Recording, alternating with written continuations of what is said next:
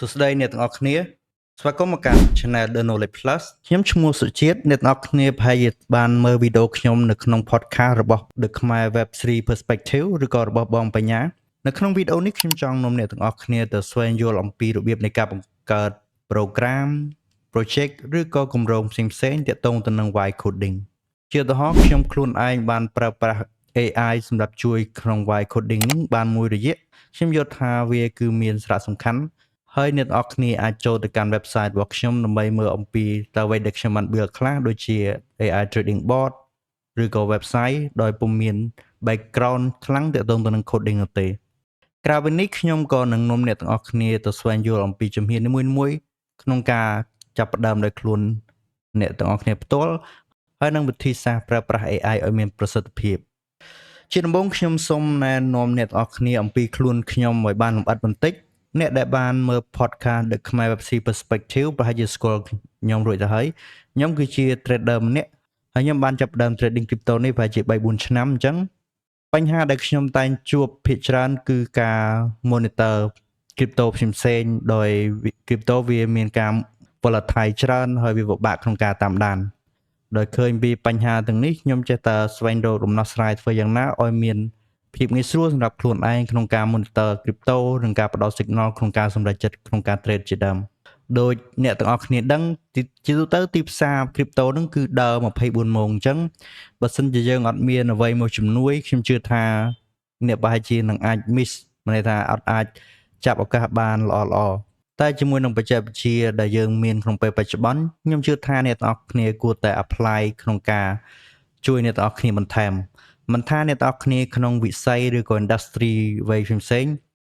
ក្នុងពេលបច្ចុប្បន្ន AI បានអភិវឌ្ឍយ៉ាងខ្លាំងអញ្ចឹងអ្នកទាំងអស់គ្នាគួរតែ take advantage ឬក៏ចាប់យកឱកាសនេះដើម្បីសម្រួលដល់ការងារអ្នកទាំងអស់គ្នាដូចជាឧទាហរណ៍ខ្ញុំបានធ្វើការប្រើប្រាស់ AI ដែលយើងហៅថា vibe coding នឹងដើម្បីធ្វើការសរសេរកូដពី logic ដែលខ្ញុំបានគិតហើយនឹងព្រៀងដើម្បីឲ្យ AI មើលការគណនាមើលអំពីទីផ្សារហើយនឹងស្វែងយល់អំពី risk management ដែលខ្ញុំសរសេរទាំងអស់នេះគឺដោយ vibe coding ទាំងអស់ដោយប្រើ program ដូចជា Python បើសិនជាយើងចាប់ដើមរៀនមិនស្គាល់អ្វីជា Python វាគឺជា programming back end មួយដែលអ្នកទាំងអស់គ្នាអាចស្រាវជ្រាវទៅគឺសម្រាប់ធ្វើដូចជា bot ធ្វើជាអីងាយស្រួលហើយវាគឺជា program សាមញ្ញមួយដែលងាយស្រួលចាប់ផ្ដើមមែនទែនហើយក៏ស្រួលរៀនដែរជាមួយនឹង AI នេះគឺខ្ញុំជឿថាវាបានផ្ដល់ឱកាសឲ្យខ្ញុំហើយនឹងសម្រួលការងារខ្ញុំនៅច្រើនដោយខ្ញុំមិនចាំបាច់មើលការខុសដោយខ្ញុំមិនចាំបាច់អង្គុយមើលនៅមុខឆាតរហូតហើយខ្ញុំក៏អាចចាប់ឱកាស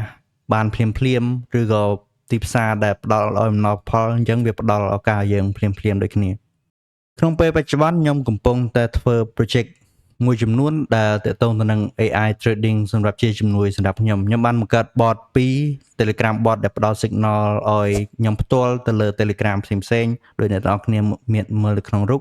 ហើយនឹងការបង្កើតជា dashboard live tracking នៅលើ website ជាដើម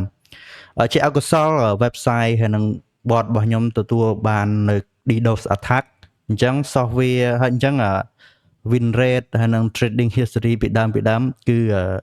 បានបាត់ទាំងស្រុងដោយអ្នកនរគ្នាបានឃើញ0-0ក្នុងពេលឥឡូវមូលហេតុគឺដោយសារតែខ្ញុំធ្វើប្រហែសក្នុងផ្នែក security អញ្ចឹងផ្នែកនេះគឺជាផ្នែកសំខាន់មួយនៅពេលដែលខ្ញុំបញ្យល់វីដេអូទៅខាងមុខខ្ញុំនឹងបញ្យល់អ្នកនរគ្នាអំពីការថែទាំឬក៏សុវត្ថិភាពនៅក្នុង security ទៅលើ server ដែលអ្នកនរគ្នា run នឹងអញ្ចឹងមួយទៀតខ្ញុំសូមបញ្ជាក់អ្នកដែលគាត់បាន signal របស់ខ្ញុំដែលទទួល access ចូល website របស់ខ្ញុំកាលពីខែមុនគាត់ប្រហែលជាបានតន័យនឹងគាត់នឹងយល់ថា accuracy នៅក្នុង bot របស់ខ្ញុំមានប៉ុន្មានហើយអញ្ចឹងបន្ទាប់ពីនេះទៅខ្ញុំបានបង្កើន security ខ្ពស់អ្នកទាំងអស់គ្នាអាចបើសិនជាចង់ដឹងអំពី accuracy rate របស់ bot របស់ខ្ញុំអ្នកទាំងអស់គ្នាអាចគ្រាន់តែចូលទៅកាន់ website របស់ខ្ញុំហើយចុចទៅលើ signal botទោះបីអ្នកមិនមែនជា member ក៏អ្នកទាំងអស់គ្នាអាចមើលបានដែរហ្នឹងហើយខ្ញុំសូម touch down ទៅលើ vibe coding បន្តិចមុននឹងយើងចូលទៅដល់អំពីវិធីសាស្ត្រនីមួយៗក្នុងការធ្វើយ៉ាងណាឲ្យ AI ប្រើ AI មានប្រសិទ្ធភាពជាជាងដែលធ្វើឲ្យ AI គ្រប់គ្រងលើខ្លួនយើងអញ្ចឹងតើអ្វីជា vibe coding តើ ពាក្យ vibe coding នឹងបានពីណាហើយទៅចាប់ដើមពីណាទូទៅពាក្យហ្នឹងគឺជាពាក្យថ្មីដែរទេវាត្រូវបានគេហៅថាបង្កើតឡើងដោយវិស្វករ software របស់ AI មួយរបស់ AI ដែលគាត់បាននិយាយថា vibe coding គឺជា program ដែលអាចសរសេរឡើងដោយអ្វីដែលអ្នកចង់បាននៅក្នុងចិត្តនៅក្នុងអារម្មណ៍អញ្ចឹងឧទាហរណ៍ថាអ្នកទាំងអស់គ្នាមិនមែនជា engineer អ្នកទាំងអស់គ្នាគ្រាន់តែជាសិស្សឬក៏គ្រាន់តែជានិស្សិតឬក៏គ្រាន់តែជាអ្នកធ្វើការទូទៅបើសិនអ្នកទាំងអស់គ្នាចង់ឲ្យ AI បង្កើតបទចម្រៀងឬបង្កើតរូបភាពជាជាងអ្នកទាំងអស់គ្នាទៅបង្កើត software program ចូលទៅកាន់ software ណាមួយឬក៏ design ណាមួយអ្នកទាំងអស់គ្នាគ្រាន់តែ design មានន័យថាយើងសរសេរ prompt ទៅលើ AI ទៅពេលហ្នឹងគឺ AI នឹងធ្វើមានន័យថា generate ឲ្យយើងដោយពីអារម្មណ៍ដែលយើងអីដែលយើងចង់បានអានេះពាក្យថា vibe coding ក៏ពិត vibe ហ្នឹងក្នុងភាសាអង់គ្លេសគឺពាក្យថាដូច chill មានថាយើងកំសាន្តអារម្មណ៍ដែលអត់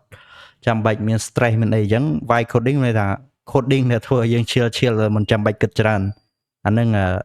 ក្នុងការនៃទូទៅដែលងាយស្រួលយល់ពាក្យថា vibe coding ហ្នឹងមានន័យថាយើងចង់បានអ្វីដែលជាអារម្មណ៍ពិតអញ្ចឹងឲ្យ AI សរសេរកូដឲ្យយើងដូចអ្វីដែលយើងចង់បានអញ្ចឹងក្នុង vibe coding នឹងដែរអ្នកប្រើប្រាស់ភាគច្រើនក៏គាត់អត់សូវទាន់យល់អំពី technique ឬក៏វិធីសាស្ត្រប្រើប្រាស់ឲ្យមានប្រសិទ្ធភាពអ្នកខ្លះគាត់ចេះតែប្រើតែគាត់អត់ចេះmonitor វាអត់ចេះយកវាទៅធ្វើអ្វីដែលអាចមានប្រយោជន៍សំខាន់អញ្ចឹងជាជាងដែលធ្វើឲ្យ AI គ្រាន់តែសរសេរអីនេះជាជាងដែលអ្នកប្រើ AI ដោយអត់សូវត្រូវគោលដៅពេលនេះទៅខ្ញុំចង់ណែនាំអ្នកទាំងអស់គ្នាឲ្យស្គាល់អំពីវិធីសាស្ត្រដ៏មុតស្រួចឬក៏វិធីសាស្ត្រប្រើប្រាស់ដ៏ល្អទាក់ទងទៅនឹង AI ហ្នឹងទោះបីអ្នកទាំងអស់គ្នាក្នុង industry ផ្សេងក្រៅពី trading ក៏ខ្ញុំយល់ថាវីដេអូក្រោយៗទៅគឺនឹងមានសារៈសំខាន់ក្នុងការចេះប្រើប្រាស់ឧទាហរណ៍ថាក្នុងពេលបច្ចុប្បន្នខ្ញុំប្រើ AI ក្នុងការសរសេរកូដអញ្ចឹងជាជាងដែលឲ្យ AI នឹងគាត់សរសេរអីដែលគាត់អាចសរសេរបានយើងប្រាប់គាត់ឲ្យសរសេរឧទាហរណ៍ថានៅក្នុង signal របស់ខ្ញុំ bot ខ្ញុំនឹងគឺខ្ញុំ focus ទៅលើ18 layer ដើម្បីឲ្យ AI គណនាឧទាហរណ៍ថាទី1មានដូចជា ADX ទាក់ទងទៅនឹង open signal trade close trade monitor trade ហើយនឹង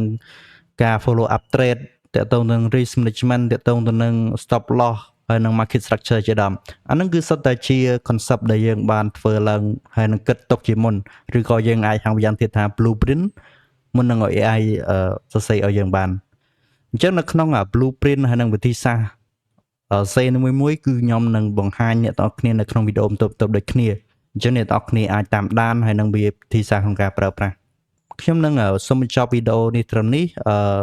សម្រាប់វីដេអូបន្ទាប់ខ្ញុំនឹងនាំអ្នកទាំងអស់គ្នាទៅស្វែងយល់ឲ្យកាន់តែលម្អិតទាក់ទងទៅនឹងការប្រើប្រាស់ AI មានប្រសិទ្ធភាពដូចជាការស្វែងយល់អំពី context window token របស់ AI ហើយនឹងការបង្កើន memory AI ហើយនឹង prompt ឲ្យមានប្រសិទ្ធភាពដល់ពេលដែលយើងធ្វើការអីមួយ